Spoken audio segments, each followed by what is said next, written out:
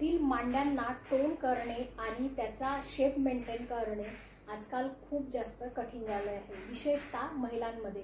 कारण की महिलांमध्ये काय होत असतं, जे फॅट जे आहे ते ह्या क्षेत्रामध्ये लगेच तुम्हाला तिथं साचल्या जातं. अतिरिक्त चरबी ह्या भागामध्ये ती साचली जाते.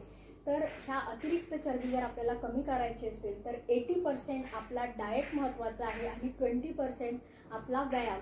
आणि ह्यामध्ये आपली जीवनशैलीमध्ये आपण कोणते बदल घडवून आणतो आहे जेणेकरून अतिरिक्त चरबी आपल्या मांड्यांमध्ये साचणार नाही याची आपल्याला काळजी घ्यायची आहे. जर आपल्या मांड्या जर ह्या टोन असतील तर तुमचा सेल्फ कॉन्फिडन्स सुद्धा बूस्टअप होणार आहे. तर ह्यामध्ये आता आपण बघूया की आहार हा कोणत्या प्रकारचा आपण घेतला पाहिजे. विविध प्रकारच्या फळभाज्या आणि सीझनल फ्रूट्स खाणं हे महत्त्वाचं आहे. त्याचबरोबर काजू किंवा नट्स असतील, त्याचप्रमाणे काही बीन्स असतील, संपूर्ण कडधान्य असतील, धान्य असतील, म्हणजे होल ग्रेन जे आहेत ते झालं.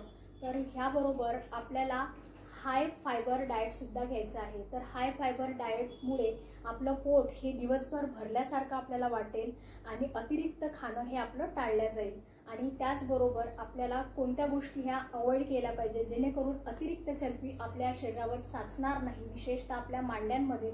तर ह्यामध्ये आपल्याला कार्बोहायड्रेट कमी ठेवायचे आहे. साखर, मीठ आणि रिफाईंड ऑइलमध्ये तळलेले पदार्थ हे आपल्याला कमी लिमिटमध्ये ठेवायचे आहे. कमी केले तर उत्तम. त्याचबरोबर लाल मांसाचे सेवन सुद्धा बंद करायचं आहे. आता आपण जो व्यायाम करणार आहे तर ह्याचे फायदे काय आहे, तर ह्यामुळे आपल्या मांड्यांमधील रक्ताचा प्रवाह तिथला वाढणार आणि तिथली अतिरिक्त चरबी जी आहे ती बर्न होणार, म्हणजे एक्स्ट्राचं फॅट जे आहे ते बर्न होणार आणि आपल्या स्नायूंना एक चांगला टोन तिथं मिळणार.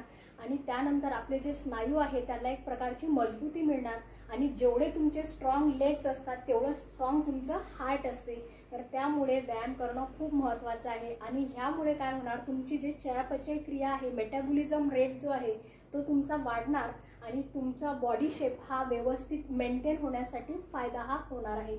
तर चला तर बघूया आपण वर्कआउटचा.